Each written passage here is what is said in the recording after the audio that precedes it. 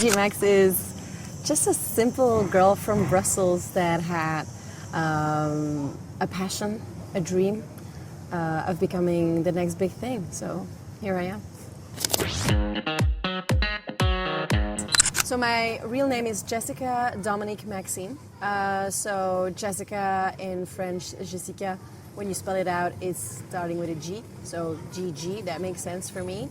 And Max from Maxime. Maxime is only my third name, but it is also my stage name when I make music, because I'm also a musician. So to me, in my head at least, it all made sense. So.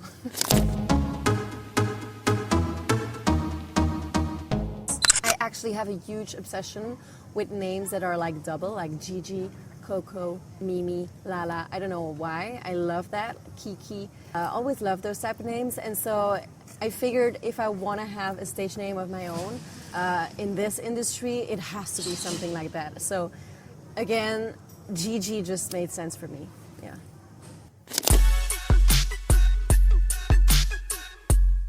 Oh, I think for me that started actually at a very, very young age. I remember Googling it already when I was about probably 16, 17 years old, like how do you become a porn star or something like that.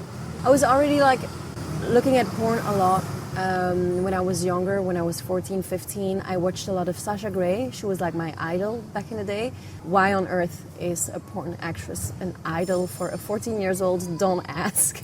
But I remember looking her up on Wikipedia and, you know, like checking out and understanding like how she got there. Because, yeah, I was such a fan of her and I wanted to know why, how she got there, how did it start.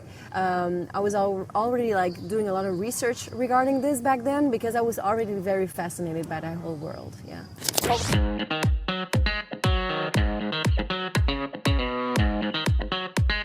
I think the fact that she's such a girl next door physically in the first place, you know, not like a lot, I wouldn't say all of them, but a lot of porn actresses that like stand out or are quite popular are sometimes a little bit more, I would say fake, maybe with fake boobs or, you know, like with a lot of tattoos or a bit more superficial, at least physically. And I love that Sasha was such a natural girl, also a brunette, so maybe that's also why I could like, you know, I felt closer to her in a way. And the fun thing also about Sasha is that she did ads, for example, for American Apparel, so she was also modeling. And I was also modeling back in the day, so I don't know, for some reason I could really like relate to her, yeah.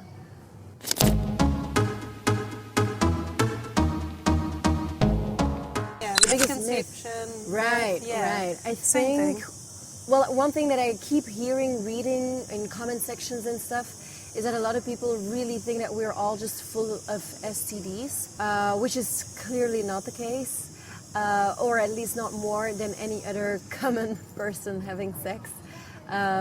Because we get tested very often, at least every 2 weeks. And because we have to for our standards for the industry. So you cannot actually join a production if you're not tested.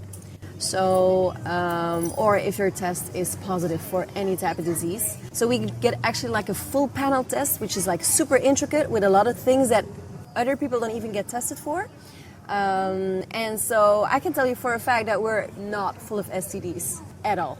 We're also taking it really seriously. Like not so long ago, there was like an alert back in the US for someone that might have been with the HIV virus. And you must know that the whole industry was like on hold because this person obviously had sexual contacts with other people.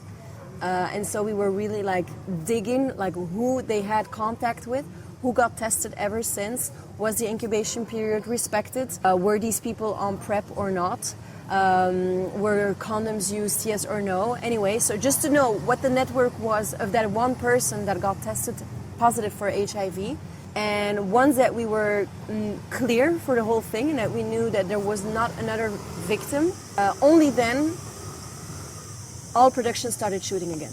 And I'm talking about Europe as well. So it was not only in the USA, it was also in Europe. So we're taking this very, very, very seriously. It's really important for people to understand that sex is our job. We are sex workers. And so being full of diseases, like people like to say, is absolutely not in our, it doesn't match with our job. Yeah.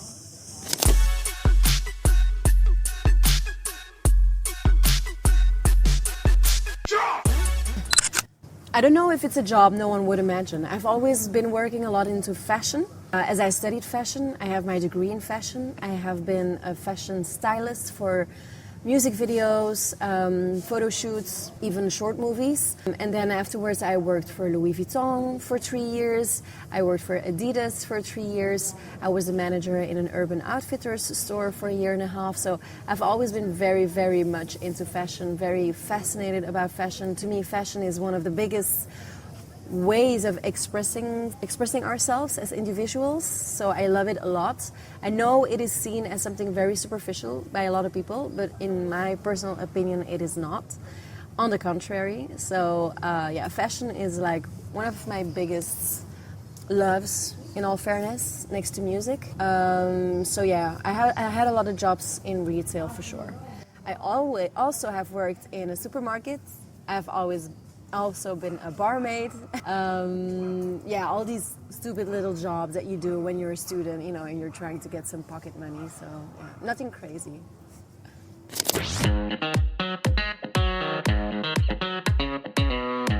So my biggest challenge while filming a scene would be, I had a scene once where I was playing like the director of a cleaning company, and someone was asking for a cleaning lady, and then the whole thing ended up on the desk. But in all fairness, like in real life, after 2 minutes it hurts so much that you're just like, okay, you know what, let's go to the sofa or to the room or whatever. However, in this scene, the whole thing, like the 35 minutes of filming, had to happen on that table. All of my bones were hurting. It was so uncomfortable. It was, then of course, just because it's a table and not a bed or a sofa, we had to like lift my feet up, my legs like in the most uncomfortable positions. And anyway, really I'm very curious about how that scene will look like today, because in all fairness, I was not enjoying it at all. It was more like I was suffering through the whole thing, honestly.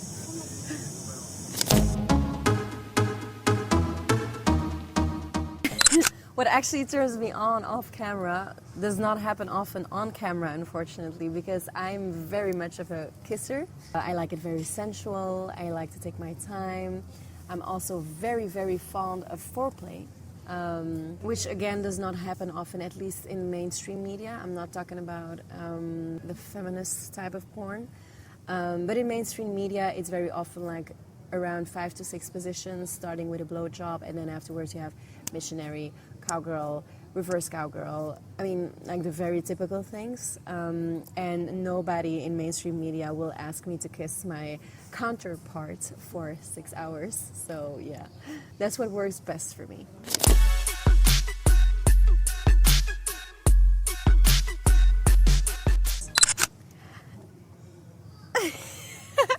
You know what? Answering that question would really not be a commercial move of mine. It has happened only once with one particular actor that had just such good dick. But no, beside that, most of the time I'm actually faking it. And there's actually a very good explanation for this, because my orgasms come from like a very steady motion for quite a long time. And during filming, we cut all the time. So that motion is not often happening long enough for me to actually get there. So yeah. Do you prefer to dominate or be dominated? Oh, I actually hate that question. I don't like putting labels on everything all the time. I find sex in general is just sex, and there's this play between two people that like each other, or at least are attracted to each other, and then sometimes one of them will be more submissive and then the other one will be more dominant, and then it will be the other way around, at least in my world. I don't want to label myself like that, because some people I have sex with will inspire me to be more dominant, and some people I have sex with will inspire me to be more submissive, probably because of their body type or the way that they handle things, or maybe because of their proactivity in bed and stuff like that. So I don't know. We can call me a switch, but I honestly hate to have a label on my forehead like that, because to me, I'm just a person having sex, and that's where that ends. What's your favorite sexual position, and which one do you hate to fake? My what position? Your favorite sexual position. Okay. My favorite sexual position is missionary, because just the penetration is the one that works best for me at that right moment, for an eventual orgasm. Not that I'm not in need of an orgasm to have good sex, let's make it clear. It just feels best for me. I just like to feel it pounding inside of me, if that makes any sense. And that works best when I'm in missionary. And also, I just love a good face. I like to have sex with people with a good face, a face that I'm attracted to. And I feel like in missionary is like the best way to see that person in their full glory. And in a position that I dislike, again, I'm not gonna have more fans when I'm saying this, it's not very commercial, but I'm not very fond of cowgirl. I'm sorry. Yes, I keep saying this, and I'm actually talking to a couple of producers to eventually make my dreams come true. I would love to have a threesome with two men who are both bisexual and who are actually also having sex with each other when I'm around. The idea is really, it's really on top of my bucket list right now, so I would love to make that happen. I'm just wondering, is it not getting really dark right now?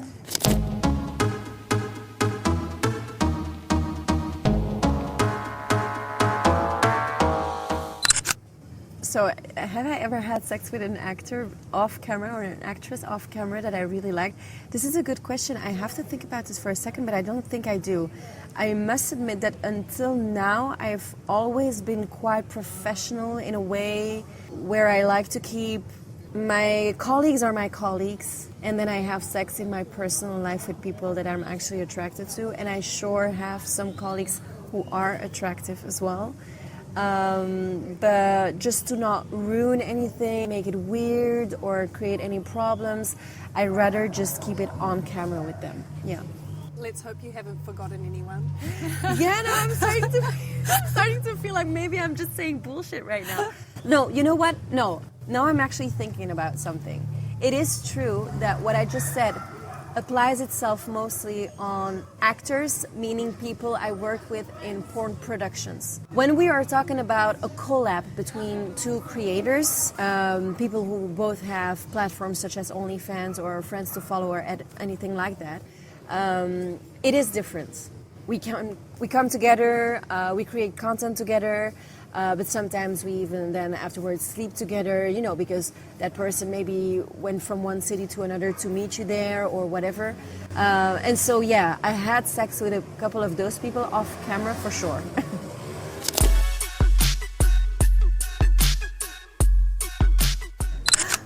Can I show you? Of course I can show you.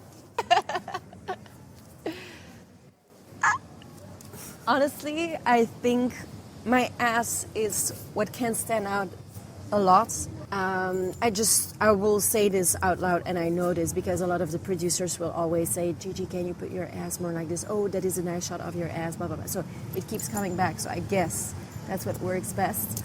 However, if we're talking about a full body, face included, my smile is also something that keeps getting requirements. Like, people keep asking me to smile a lot because that's something that I do. I giggle, I smile, I laugh a lot during sex and during scenes. And so, yeah, it's like very proper to me.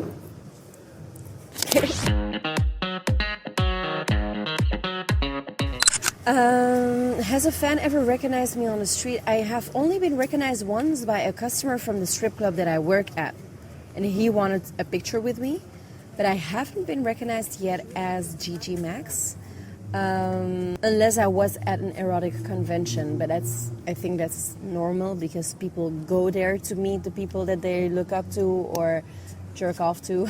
So it was a very funny moment for me, by the way, because I was at this erotic convention in Brussels. This was my first time standing there on my own as the performer that I am. And a guy came up to me with a folder, and he opens the folder and he pulls out a couple of pictures from me in the most crisp quality, like really 4K photos. And he wanted me to sign them, like big A4 photos. And I was like, where do these even come from? He gave me a marker and I signed them, of course. And then he left. He didn't even stay for a chat. He didn't even tell me who he was. He just wanted that autograph on both his pictures. It was really funny.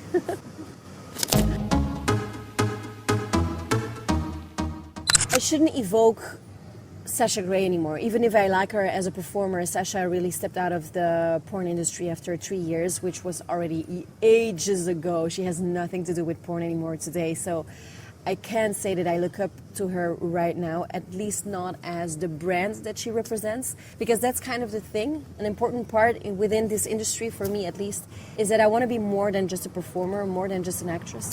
I want to be someone that has a name to remember, a name that people know, and a name that is maybe even more than just porn. And I think a very good example for this is Kazumi, because Kazumi has not shot that much mainstream porn. She actually created her brand mostly through her OnlyFans, actually, during COVID times. And now she's a reference for a lot of us. And I think what I love the most about her is all the little side quests that she does.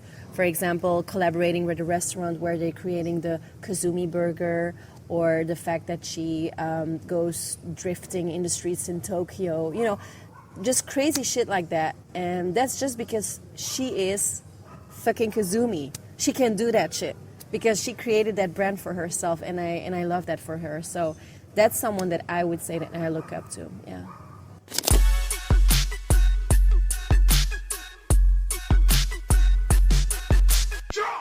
Is it weird to say that I don't really have this one thing that works best for me? As I said before, kissing is really what will get the engine going. I think when someone is a good kisser, the contact with the mouth and the lips, in all fairness, I think that's what is the most erogenous zone with me. That's what works best, yeah. So not really the neck or the nipples or... No, kissing. Definitely kissing.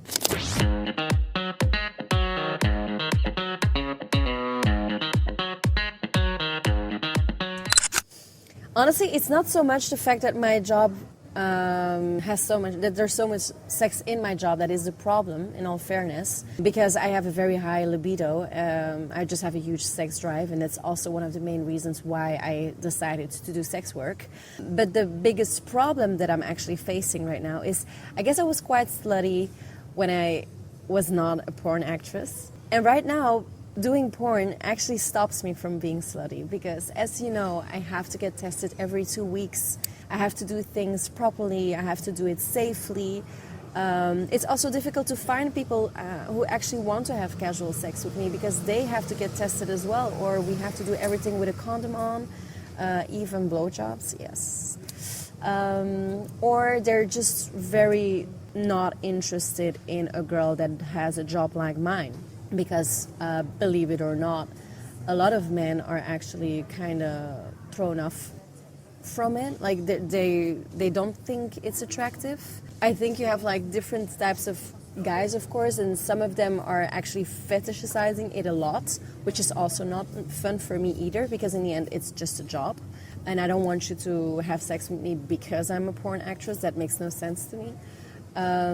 So yeah, my sex life is actually not as good as it was before, I'm not gonna lie, which is actually a bit sad when you think about it, but yeah.